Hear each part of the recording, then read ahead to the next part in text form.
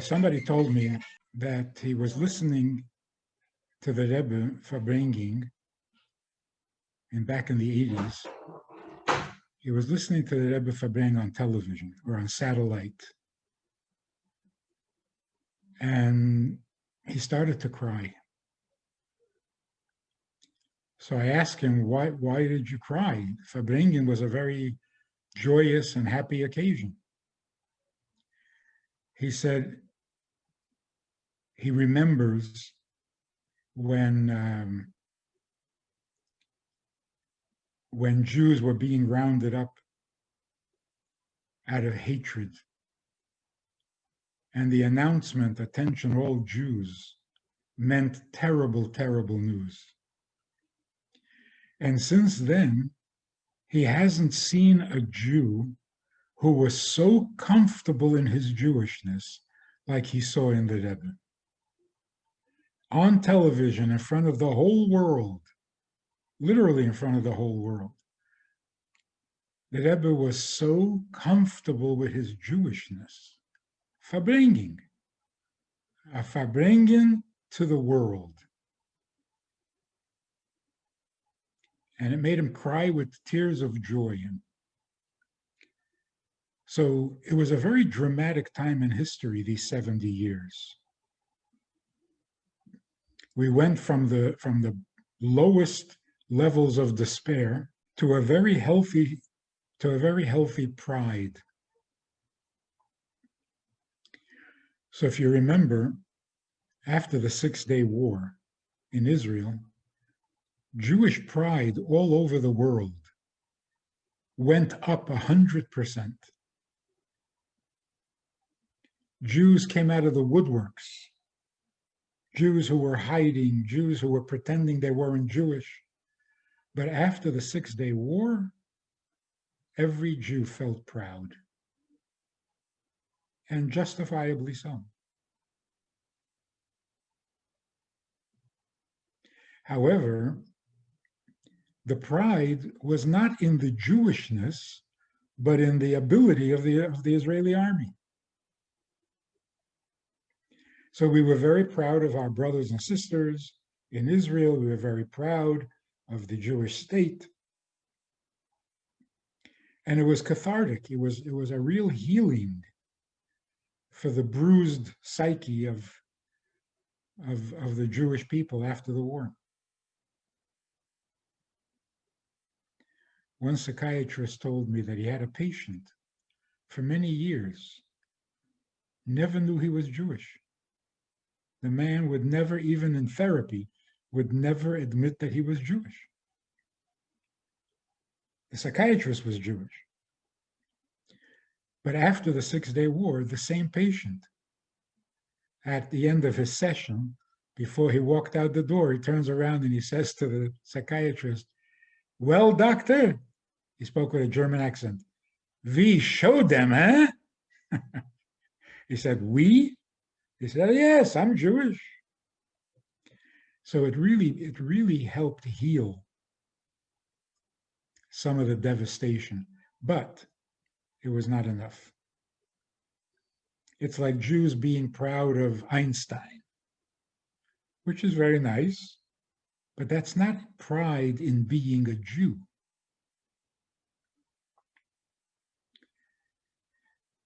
Certainly Woody Allen and Barbra Streisand and the Three Stooges, we can be proud of them, but it's not exactly being proud of our Judaism, of our Jewishness. What the Rebbe did, the Rebbe made us proud to be Jews. Like, I remember when the Rebbe started the Tefillin campaign, and he insisted that we stop people in the street and put tefillin on with them in the street, not the nearest synagogue. In the winters, of course, we had the truck to step into because it was cold. But the Rebbe wanted it in the streets to get over the shame. Let the world see what Jews do. Let the world see what is Jewish and how Jewish the Jew is. Now, when you ask people to put on tefillin, it's almost common. The ice has been broken. Jews gather around the giant menorah, again, public, in the most public places, to get over our inferiority complex. Now, 70 years later, the interest that the world has in Judaism, in hearing what the Jew has to say about life and about God and about the Torah, is incredible. Everywhere in the world. I heard from a woman, a native of New Guinea, Papua New Guinea. That's mamish jungle. They listen to the Torah broadcasts online, on YouTube. They want to understand what the rabbis are saying.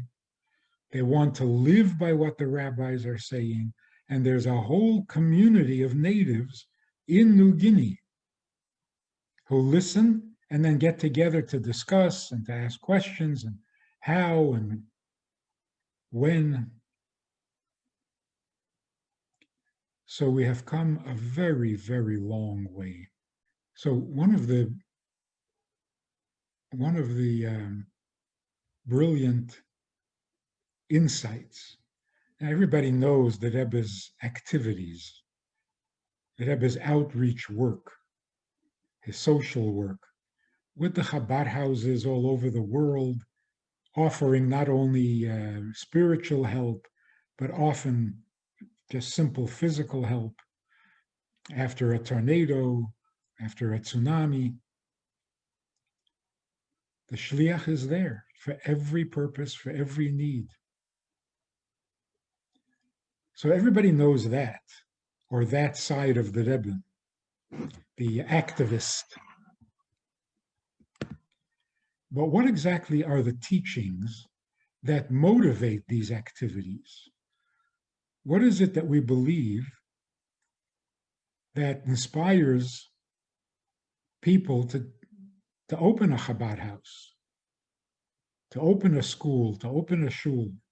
So here's the thoughts. Some people say that Chabad is very successful because they're so non-judgmental. They don't judge you. They accept you as you are. But I never understood that, because the Reform movement doesn't accept you as you are. The Reform temples are judgmental. You can't go in there unless you're wearing a yarmulke. Actually, you can't go in there if you are wearing a yarmulke.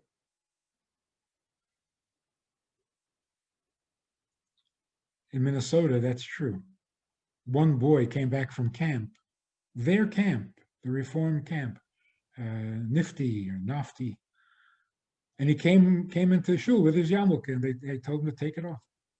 Only the rabbi wears a yarmulke. So yeah, maybe they are judgmental, but it's funny that Chabad would be less judgmental than the Reform. Of course, the truth is, we are far more judgmental. We have judgments about everything. Like, you're wearing a kippah? Yeah, but is it a knitted kippah, or is it do you wear it all the time, or do you wear it only some of the time? You say you put on tefillin every morning? Have you had them checked? There's always something more to do. A lot of judgment, lots of judgment. We have an opinion on everything. So what is it about the Chabad house that is so welcoming? See, after all the judgment, after all the study, and all the laws, and all the mitzvahs, and prohibitions, after studying all of that, after making all the judgments, the Rebbe comes to the conclusion of severe judgment. What is the conclusion of all that judgment? That every Jew is precious beyond description. That's the judgment. So it's not a lack of judgment. It's a very serious judgment. And the conclusion of that judgment is that no Jew is insignificant, no Jew is expendable, every Jew is the apple of God's eye. That's the judgment. So it's very different than just being tolerant. We don't agree with you, we find you guilty of all sorts of misbehavior, but we're going to tolerate you. That's not good enough. To say that I tolerate another Jew is very arrogant of me. Every Jew is as Jewish as I am. What does it mean that I'm tolerant of another Jew? That's not correct. That's what our judgment tells us.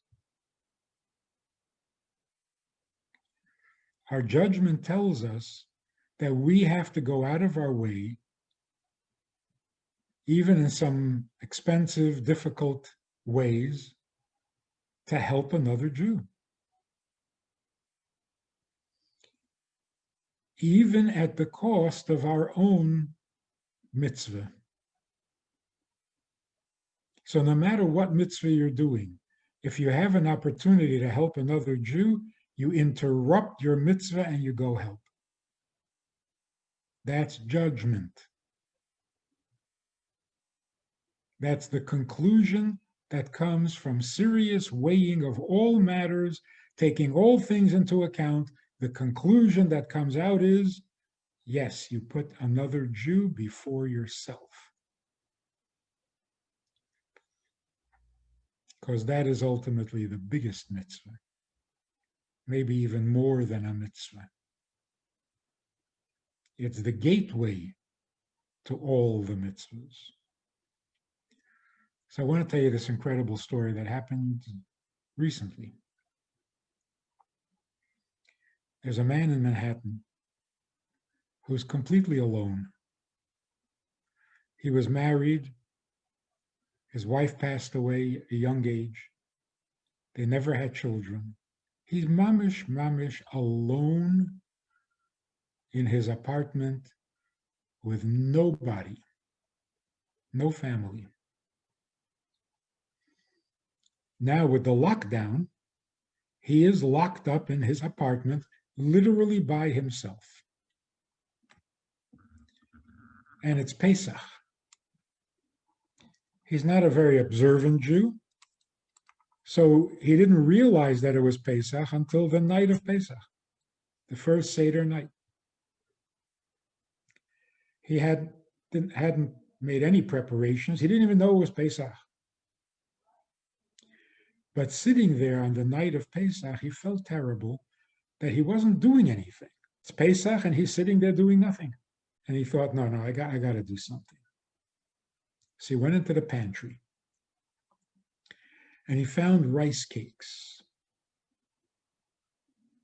He had no matzah in the house, not even the non-Pesach matzahs. He found rice cakes. He thought, close enough, no? The rice cakes are round. From a distance, the texture looks like matzah. So he took 3 rice cakes and some of the wine that he had in the house, which may not have been kosher. and he dug out the old Maxwell House Haggadahs. Anybody remember those? Maxwell House Coffee used to produce Haggadahs. I don't know why, because anyway, they did. So he had inherited a box of stuff from his grandmother, and in it was an old Maxwell House Haggadah. So he tried following the instructions of the Haggadah, tried to make a Seder. He had never made a Seder. He hardly ever attended a Seder, except for way back when he was young. So he tried his best. After Yontif, he calls me and he says, it was really a pleasant surprise. I didn't expect my Seder to be very meaningful. In fact, I thought it would be pretty laughable.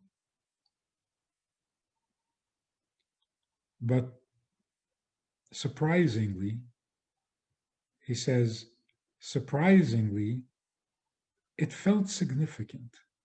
Like I was really doing something significant. He said, it's strange, but it felt like someone was listening. That is amazing.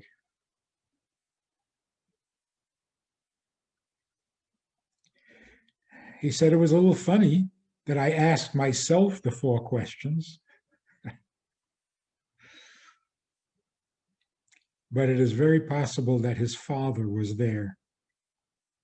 His father had already passed away, but his father was there, listening. Because when you ask those 4 questions, you ask it of your father. So in every home, when you read the 4 questions, your father comes to hear the questions because they're addressed to him, even if he has to come from heaven. So this man said it felt like someone was listening. And certainly God was listening. Now, I was overwhelmed by this story. But later on, I thought, if I told my Orthodox friends, my very frum friends, about this man's Seder, and I would ask them, what do you think? What do you think of this Seder? It's pretty predictable what they would say. They would say it was a shanda. It was blasphemous. What is he playing with a mitzvah? This is not a game. You can't make a Seder with rice cakes. All the blessings he made were in vain. They were all wrong and inappropriate. And the wine was probably not even kosher. No, this was shameful. He had no business doing that. Now, if I asked my secular friends, here's a man who tried to make a Seder over 3 rice cakes because he didn't even know it was Pesach until the minute. And I asked them, what do you think of such a Seder? It's pretty predictable what they would say. They would say, he really didn't need to bother. That was not necessary. He's not into Pesach. He's not into keeping the mitzvahs. He even forgot that it was Pesach until the last minute. So it was really not necessary. Maybe next year, if he remembers and he feels like it and he's inspired, so next year he'll buy some matzah, he'll do the thing, but it wasn't necessary. Waste of time. Now, if I would ask the Rebbe,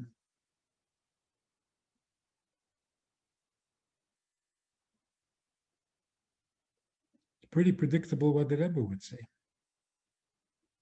The Rebbe would say, of all the Seders conducted that night in all of Manhattan or in all of New York, his Seder brought God to tears.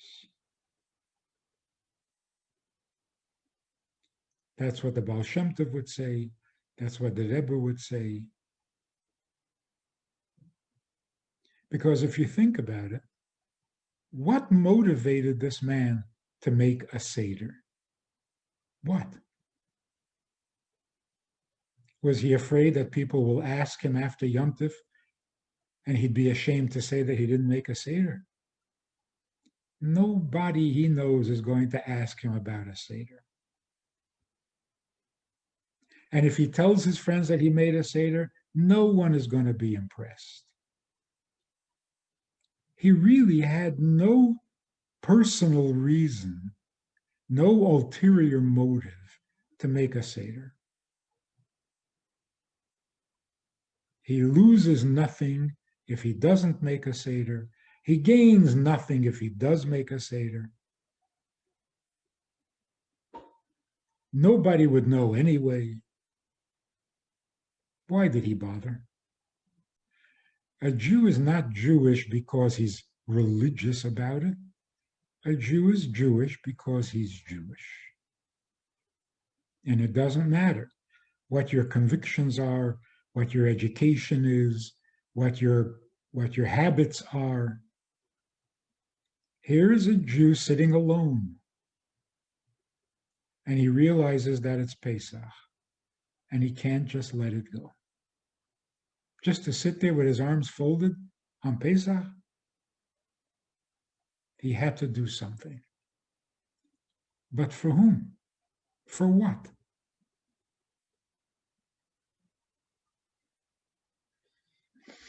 Just because he's a Jew. And this brings God to tears.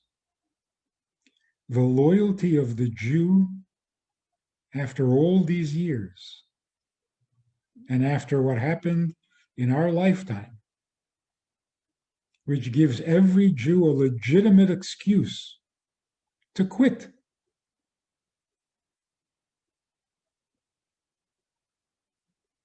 And we don't quit.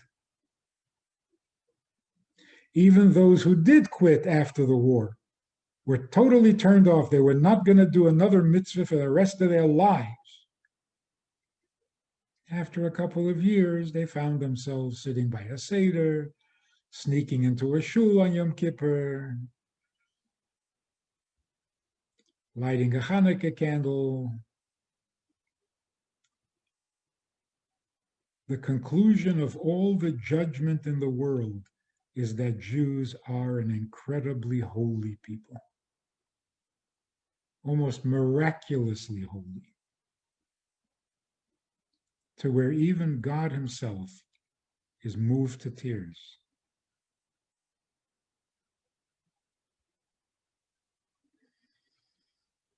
That's the Rebbe's effect. That's the Rebbe's influence on our generation.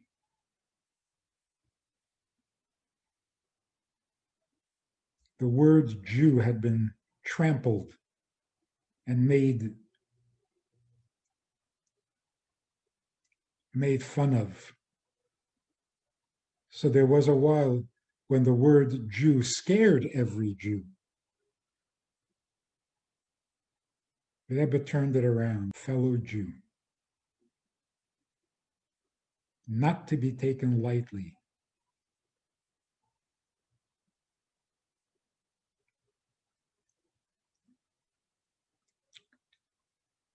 So I was talking to some people on Yom Kippur.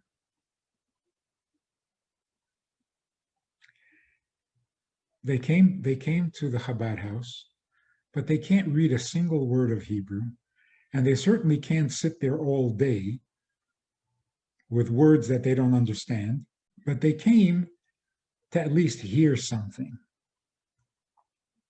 So I spoke to them. In the meantime, the Minion, a very serious davening, was going on in the next room. And they observed it, they watched. And then I asked them what they thought of what was going on in the other room. They were a little hesitant, but they eventually said, "It seems a little strange." they're begging for forgiveness, and they're begging for life. You know, Zachreinu l'chaim, melech chafetz b'chaim. They're begging for a year of life, and they're promising to be good. But it's a little strange because they're young people. Why are they afraid of dying? Seems a little paranoid.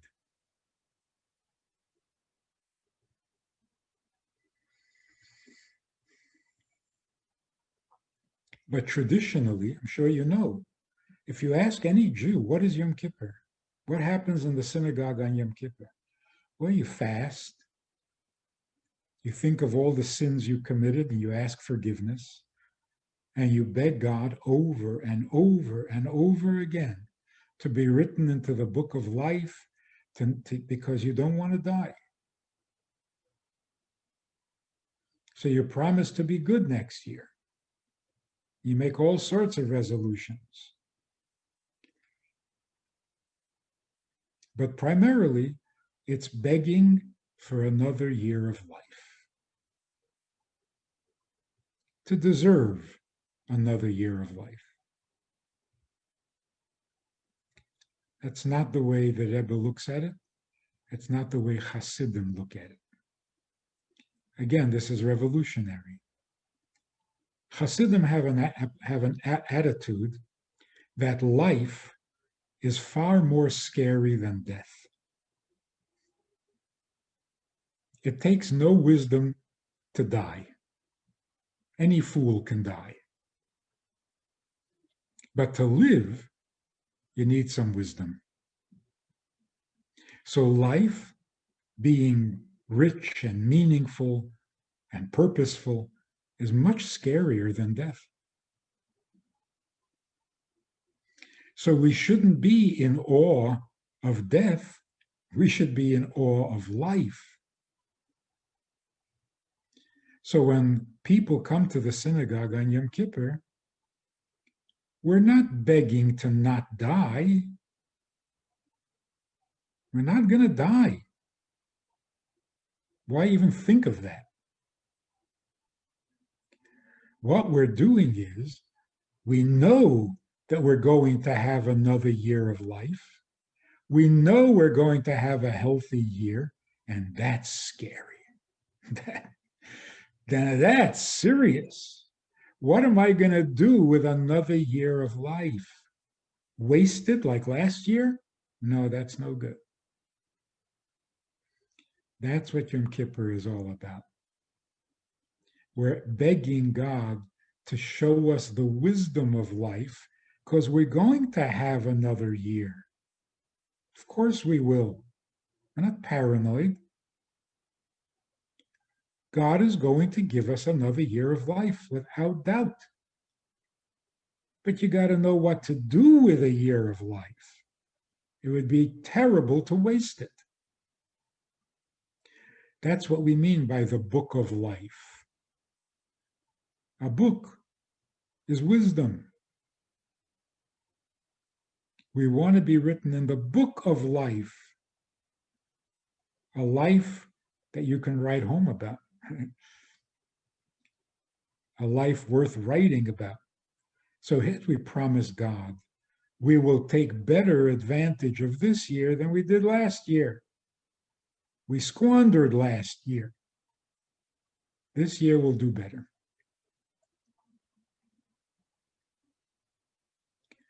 The much more optimistic, and I think much more Jewish attitude is just that, the last 2,000 years or so, Jewish life was pretty depressed. Realistically, not paranoid. But something has changed. We're not in constant danger of dying from starvation, from disease, from anti-Semitism. Those days are over. Now we can go back to the optimism that we've always had. God is generous. God will give us another year without question. a good year. But what am I going to do with a good year of life? That's such a responsibility. That's what Yom Kippur is all about. So it's not about forgiveness.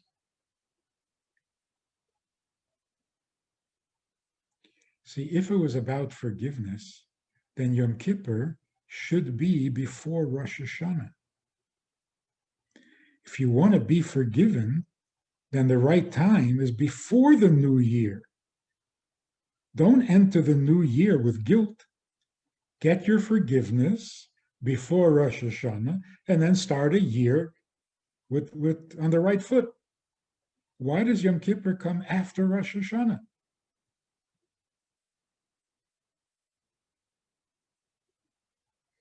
So obviously it's not about forgiveness.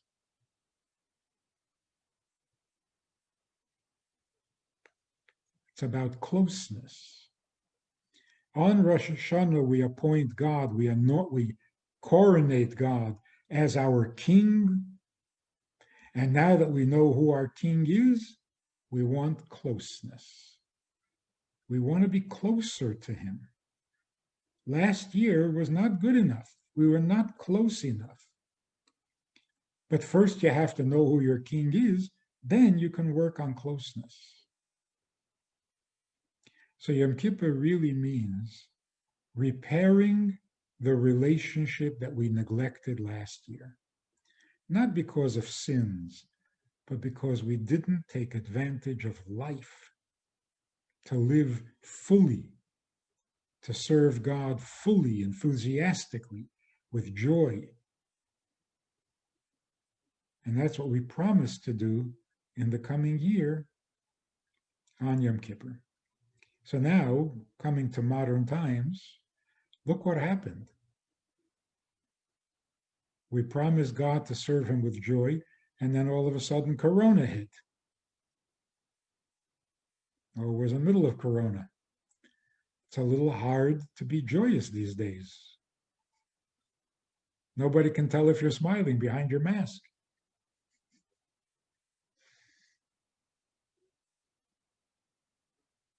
So it's a challenge, a very good challenge. We have to keep our resolution to serve God with joy, maybe even increased joy because of a corona.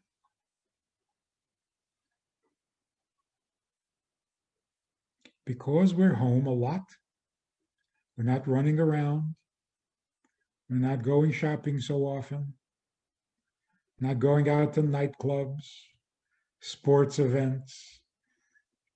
We're not traveling just to visit overseas, not going to work. All our old habits were put on hold. I think that's a good development. It's good. Every now and then you have to break your habits and see whether you like them or not. So for many years, we never stopped to question, is this how we should live? Students wake up, they go to school, they come back. People have jobs, they got to wake up, go to the job, they come back, they come home, they need to relax, so they go out for a drink. Really, is this the life we want to live? We assume that that's the only way to live. But how else? All of these things are necessary parts of life. Well, now we've gone without it, without any of it, and it's not part of life. There is life after jobs. There is life after school. There's life after partying. So we are much healthier now. Now we're free to decide what our lives should be. And some of the things that used to be, we suddenly don't like it. Looking back at it, It doesn't look good.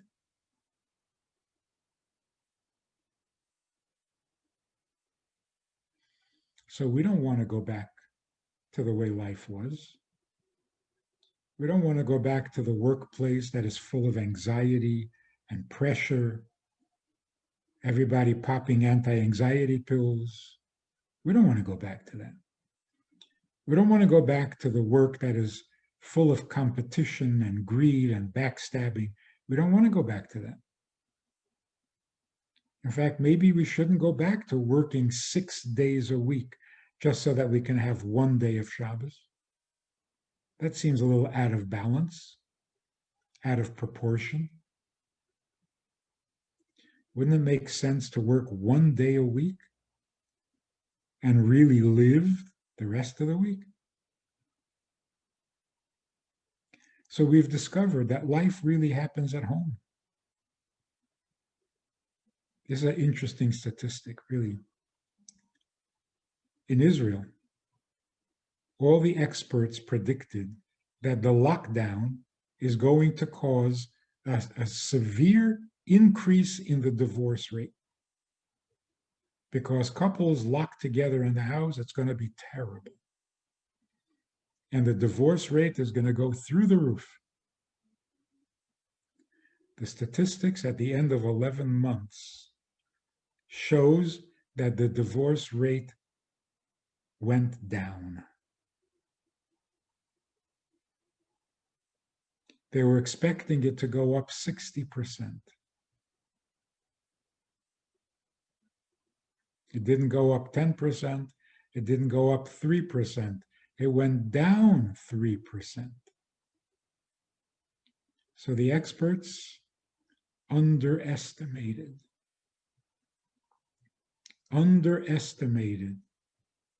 the goodness in people. Families discovered that having children home for more than 24 hours is doable. Nicht gefährlich. In fact, they like it.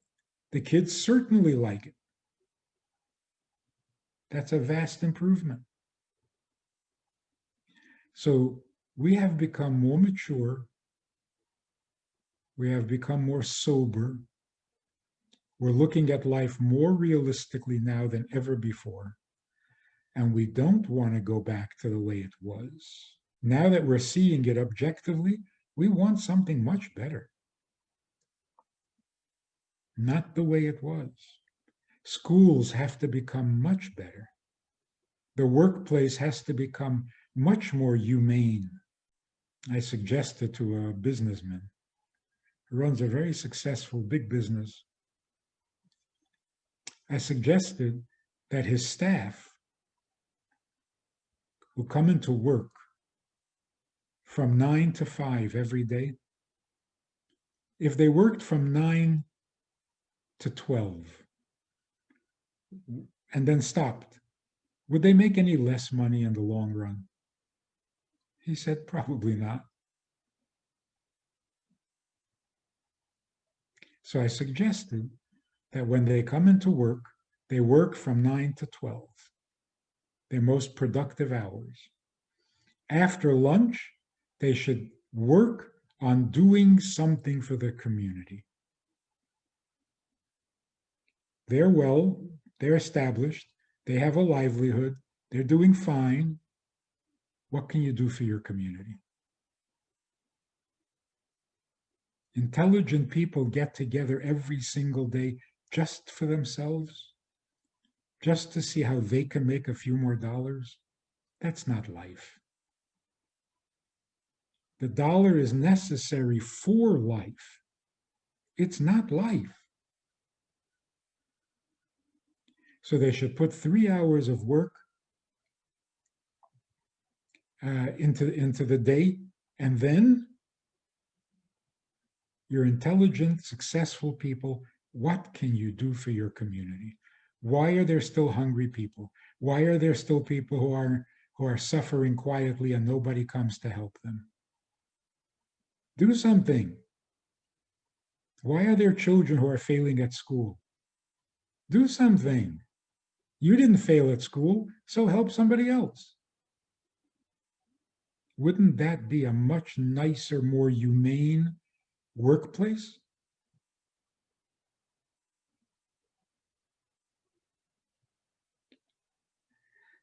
He said, I don't know if anybody else agrees, but I agree. Why not? Even if you make a few dollars less, but you won't. You may even make more money that way because those 3 hours are most productive. And you're not under pressure and you're not popping depression pills or anti-anxiety pills. You go to work with enthusiasm.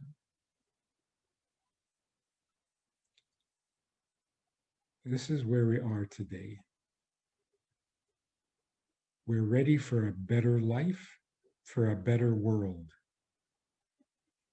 And that's how we bring Mashiach. So it's not that we've taken a step backwards with all the mishigas going on in the world.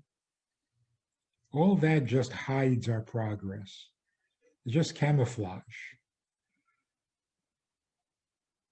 The bad news that monopolizes the headlines, that's not the truth of what's going on. The truth is the world is getting better by the day. They just don't report it. We have a Sunday night program for VIPs that you might be interested in. It's informal, it's questions and answers, it's conversation. It's really relaxed, it's really pleasant, enjoyable, informative, and kind of community-like.